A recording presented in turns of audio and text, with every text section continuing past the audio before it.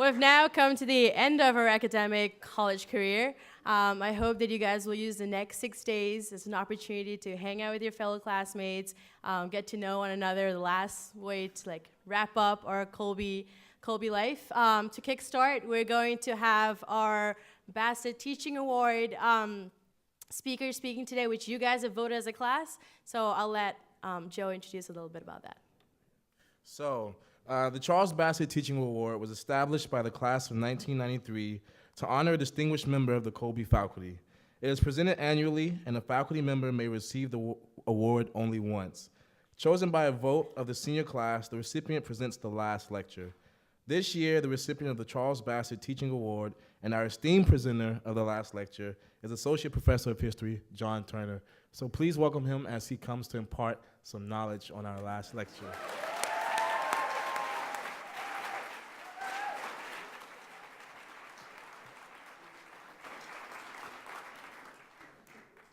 Hi.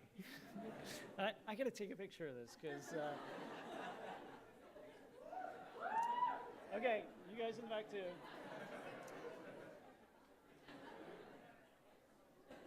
All right. So I just had to get that out of the way. I want to start by saying I'm really honored to have received this award, and I feel distinctly unworthy and overwhelmed to be included amongst such awesomely distinguished company. It's really hard to convey just how much this means to me, and I get a little choked up, and I'll get over it. I really was left speechless when Joe and Jumana came to my door and knocked on it, and I was just left speechless. But I've recovered, and I have a speech now, so that's lucky. Lucky or unlucky for you, I don't know. But I'm honestly terrified by this, and I've been terrified the entire time thinking, I'm supposed to say something deep and meaningful and profound and drop some serious wisdom and all that stuff. But, you know, I really don't have anything to offer you other than my own confusion. Oh, wait, that's Kerouac. I can't say that. That's not me. Meaningful, profound, but not right yet. So scratch that, reverse it.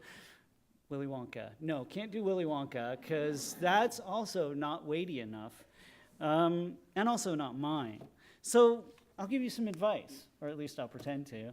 How about eat protein and avoid sugar before exams and not too much coffee? Yeah, I have a coffee problem. Let's see, how about the answer to life, the universe, and everything? That's a good one, right? Like, you want to know the answer to that, right? It's 42. Bye. No, that's Douglas Adams, so I can't take credit for that either. How about I give you the course listing and the description, or how about let's go through the syllabus of my Global Domination 101 class? That could be fun. Meeting 1, learn how to fly your own airplane and why.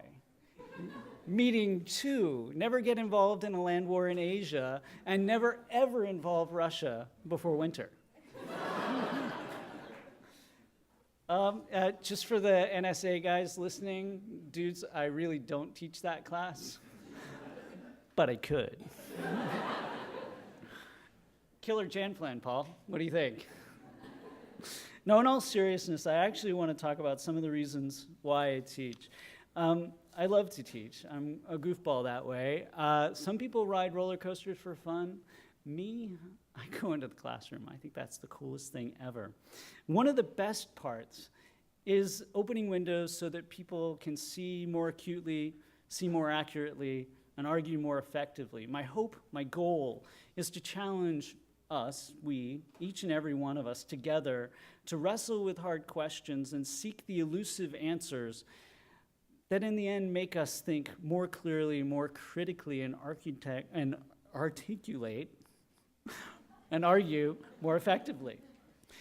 In the end, ultimately, we need to be more informed citizens of a republic that desperately needs us to challenge and defy lazy, sloppy thinking like that which led us into the invasion of Iraq in 2003. I'm sorry, but I have to say it out loud. Contrary to the mantra amongst the politicos out there, it was not a failure, an intelligence failure.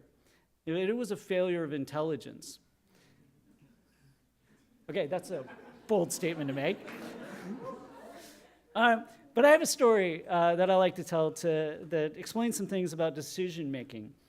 In 1995, a guy robbed a couple banks in Pittsburgh. Some of y'all have heard this story. He was under the impression that if you rubbed lemon juice on yourself, then you became invisible to electronic cameras, and therefore they'd never be able to identify him.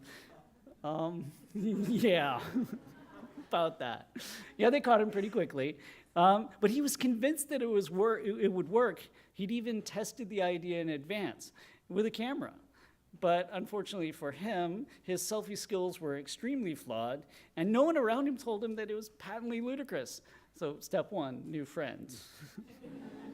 He assumed because all of the evidence that he had pointed in one direction, that he'd hit upon brilliance, that he was brilliant. He had outthought everybody. A couple scholars named Dunning and Kruger wrote a paper about this, for which they won the Ig Nobel Prize in 2000. That's the Ig, not Nobel Prize, but the Ig Nobel. It's for patently useless research. In that paper, they concluded that sometimes people are not equipped to ask the right question, and therefore can't even see alternate possibilities, and as a result, they tend to overestimate their capabilities. A mark of intelligence is knowing and anticipating that there are things that we don't know. In his case, apparently, he didn't know that that was a thing. I also see a corollary. It's called confirmation bias. When we only consider and test for evidence that will support a position that we already hold and ignore those bits that might lead to a different conclusion. That's why it wasn't an intelligence failure. We had all the information that we needed at hand, but it was ignored because it didn't fit the predetermined notion that Iraq needed invading. And the assessment that we'd be greeted as liberators and that it would be a quick war, that bit, was ignored. The bulk of the evidence pointed in the opposite direction. We knew what the outcome would be. This is why you have to test out ideas on people who are skeptical, who have knowledge, and who disagree with you. I've said this many times before, but it bears repeating. If you agree with everything a person is saying, they're either not saying anything or you're not listening closely enough, and vice versa. The point is that, like the fellow with the lemon juice, in many instances, our political discourse fails to engage nuance. It's deeply uncomfortable with ambiguity. It's prone to echo chamber thinking, penalizes admitting when you're wrong, and presumes that the other side is not as smart as we are. You, me, we should be arguing with people who do not agree with us. Now, a couple things. Arguing does not mean shouting. And as I say that, I'm reminded of the Monty Python skit, Argument Clinic. You may have seen it. Or is that too old a reference? Yeah, maybe. Okay. In it, just as a refresher, Michael Palin goes into the clinic looking to have an argument, and he ends up meeting John Cleese, and he spends the whole time trying to explain to John Cleese what an argument is, and that it's not just contradiction, it's not just shouting, it's not just saying, no, you're wrong. Of course, John Cleese's response is, yes, it is. The point is that people often mistake shouting for arguing. An argument is a rational exchange of ideas that seeks to convince somebody not already convinced of the merit of your ideas. And that inherently precludes yelling. Arguing, yes, you need that. You are, after all, trying to convince them. And that requires a level of respect for the other person. And it requires that you make a case that's not preaching to the choir. That's a mistake people often make, is they get in a loop. People who agree with them. And it also requires a level of respect for the other person. It does not mean that we have to agree or that we shouldn't stand up to oppose what we see as wrong. It doesn't mean that we all need to hold hands and sing Kumbaya. Okay, that might be a really dated reference. I'm not that old. After all, just a few minutes ago, I said the phrase, failure of intelligence. That wasn't exactly a kumbaya moment. Well, okay, maybe it was. And at the beginning of the year, I described ISIS as bonkers. I'm still not showing them a whole lot of love. Perhaps that's the death metal version of Kumbaya. Yeah, that's a little too dark. But seriously, it does mean that we must seek out a diversity of perspectives, opinion, and insight. We need to have somebody point out where our thinking or our argument is weak. We need people who see the world differently to show us where our frames of reference are blinding us to other possibilities. We need people to tell us that lemon juice is not camouflage. Dissent does us a favor. It makes us stronger. Without it, we're like the lemon juice dude. Or more catastrophically, we blunder into a war with little understanding of the consequences or the likely and entirely predictable outcome. Confirmation bias, when tied to path dependency, leads to bad results. Knowing and understanding the historical context and trajectory in a situation helps us to see decision points, avoid the pitfalls of slavishness to the path, and ultimately to make better decisions. It also helps us to understand how and why people make decisions. Knowing that history, as it is written, is an argument is an extremely powerful notion. How we assemble information and detect patterns give those data points meaning. History is an interpretation. History is an argument. Through this, we can grow to understand the past, make sense of it, and learn from it. But what we learn from the past varies by the questions we ask of it. What people choose to remember and what they choose to forget provides the frame of reference which determines the choices that they see available to them. That is the essence of path dependency. Choices become occluded. You stop seeing alternative options. Knowing and understanding the context equips us to engage the conversation and to counter and to oppose. It gives us an interpretive toolkit that allows us to disagree productively. As a side note, have you looked closely at the flag that ISIS uses? You've seen the black banners. They're deploying a symbol that seems to call on deep history, but they've got it wrong. It's actually a really big mistake. At the top is the first part of the profession of faith, the first of the 5 pillars of Islam, the assertion that there is only one God.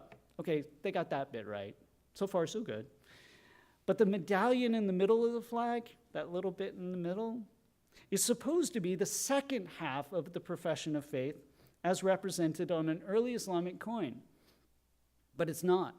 In fact, if it were an early Islamic coin, it's actually saying something extremely blasphemous. The wording is reading upside down. Instead of saying Muhammad is the messenger of God, it says God is the messenger of Muhammad. Oops.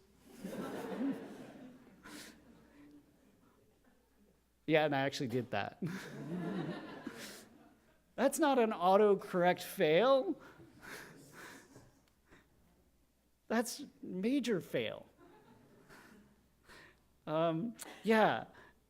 How's that for not knowing your sources? How's that for not checking your history and checking your information with people who know what the hell they're talking about? Just saying. That emphasizes that arguments need to be based on substance. We need to know what we're talking about. Because I am equipped, I can argue back. I can say to ISIS, your flag, dude, it's wrong. Not only is it wrong, but God hates you because of it.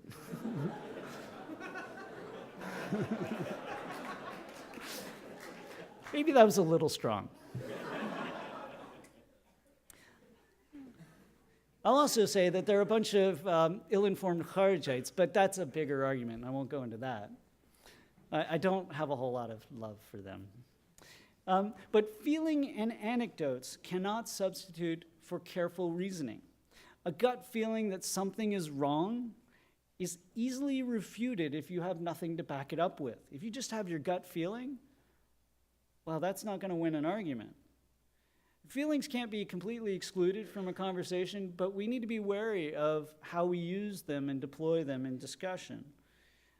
We also need to be wary that received wisdom has to be challenged. even if it makes us uncomfortable. Actually, especially when it makes us uncomfortable. Why am I telling you all this now? Yes, it is you are done with your academics and now you're in the senior week, that liminal space where lots of stuff happens. Because actually you are seniors in that liminal space and you are about to graduate and enter an environment that does not overtly appear to reward and in fact seems to discourage the kind of questioning, dissent, and pushing beyond your comfort zones that I've just described or that you have done in your 4 years here at Colby. But the truth is that actually it does. It seems like it doesn't, but it does reward that. Those who are most successful are the ones who push past, who think critically, and creatively embrace the ambiguity and argue effectively. The people who win the arguments are the ones who have not shied away from the hard part, the heavy lifting, the difficult questions that seem to have no answer. They have challenged accepted belief and what is asserted as common sense, which almost always, honestly, is nothing more than a cover for ideas that can't stand up to a challenge. They have sought ways to sift the data, find patterns and meaning, articulate it, and argue for an interpretation of it, and when challenged, consider the challenge, understand the reasons for opposition, take account of the other's argument, adapt to it, adjust to it, recognize better ideas, compromise, and assimilate to find the best, most effective solution to a problem. Doing so takes creativity and humility. You must be willing to take intellectual risks, and you must be willing to admit when you're wrong and learn from it. It is the long-term outcome from a liberal arts education. Congratulations. It's actually the core strength of a liberal arts education. And it's also part of the reason for the distribution requirements. I just have to say, as a historian of the Middle East, I'm really glad that I had to take chemistry and geology. I would not have otherwise. But it's come in pretty handy for understanding how oil is located, extracted, and refined, and how that affects the cost, how that affects the economies of countries that are dependent on oil, and ultimately the decisions that they make as a result of that. The ability to draw on disparate ways of approaching a problem and seeing the myriad of ways of thinking about it allows us to see, think, and feel more clearly and articulate solutions in a compelling way. That brings with it tremendous power. If you are arguing against somebody who doesn't have that and doesn't bring that, you will win every single time. Now, I don't want to leave you in the impression that I want Colby grads to take over the world. I mean, I'm not saying I don't, and I did start by talking about having a class called Global Domination 101, taking over the world, dictators in training. No, that's not actually what I'm talking about. But I want to take an important tangent and leave that behind for a second and talk about art. Something that is deeply compelling to me and is part of my search for meaning in this existence and in this world. And it's actually part of humanity's search for meaning in the world and in this existence. It's also a vital, essential component of the model of thinking I've sketched out so far. Art, in its myriad of forms, reminds us of our humanity, our capacity for emotion, and ultimately empathy. It also prompts and stimulates us to creativity, whether in creating or in observing art. Imagine for a moment your favorite piece of art. Was it a dance, a play, a song, a painting, a sculpture, a film? There's other things. What does it or did it make you feel? It doesn't have to be all kittens and rainbows. Well, okay, that could be. It's nice when that happens. It could be chills of joy and pain, fear, happiness, terror. That's me right now. Whatever it is, that is universal. Maybe somebody doesn't feel the same thing that you do about a particular piece. but they feel it about something else. That's part of what makes us human. I'm drawn to and love the sculpture of the giant typewriter eraser in the museum. Those who know what I'm talking about know exactly what I'm referring to. My kids like it, but they think it's a little weird. That's not bad, by the way. I also love listening to The Replacements. That's an old reference. But recognize that for some people, Paul Westerberg's voice is like fingernails on a chalkboard. But to me, their music conveys the truth, a truth, that cuts through the noise of being human and the noise of humanity and the noise of human existence. To me, the eraser says something about the transitory nature of technology. How many people actually have seen a typewriter eraser before? Maybe a couple people. Have you ever used one?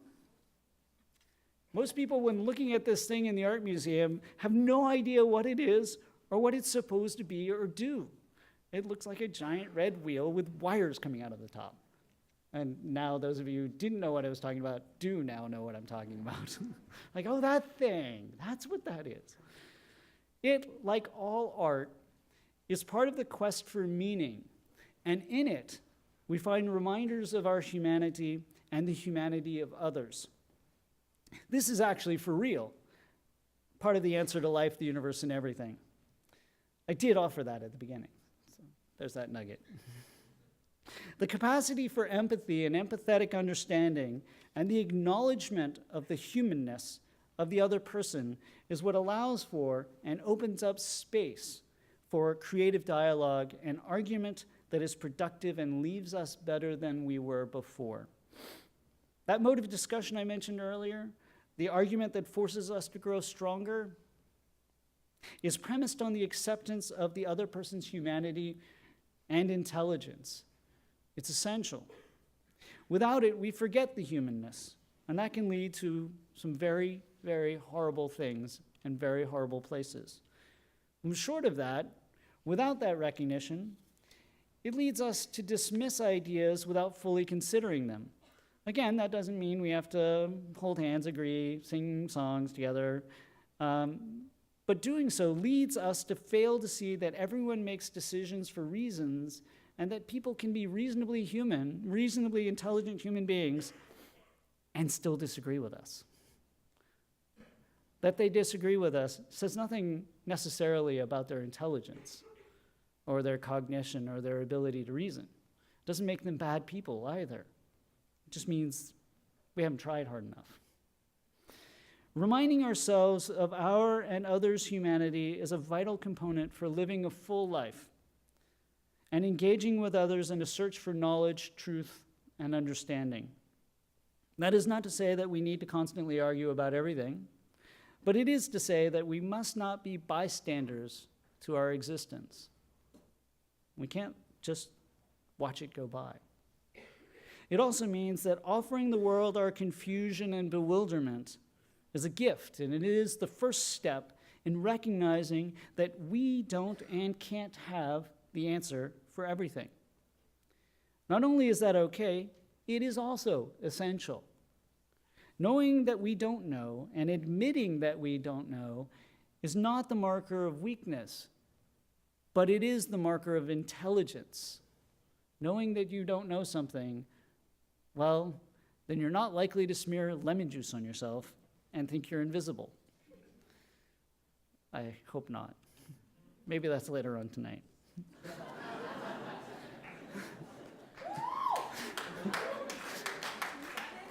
Sorry.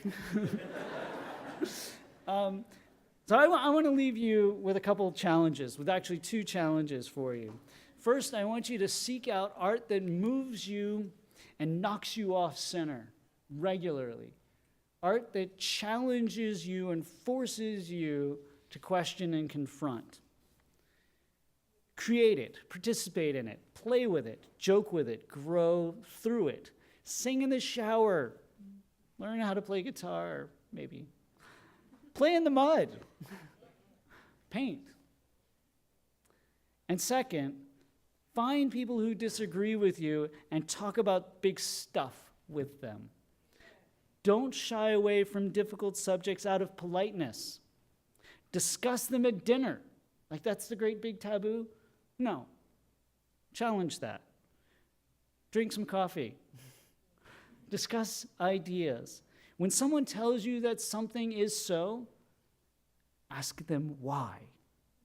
Why is the single most powerful word in the English language, and we should use it all the time. Don't be afraid to scratch ideas and reverse them. You'll learn a lot, and you'll make your corner of the world a little better for it.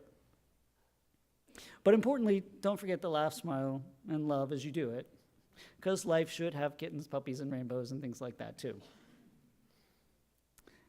I really appreciate you listening to me.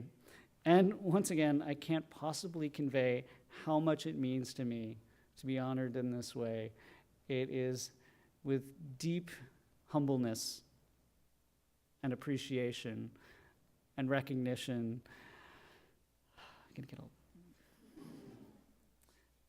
I'm really thankful, and it fills me with immense joy that you've honored me in this way, and I appreciate it immensely. Now, y'all have fun tonight, and don't do anything I wouldn't do. Actually, you might want to hem that in a little bit.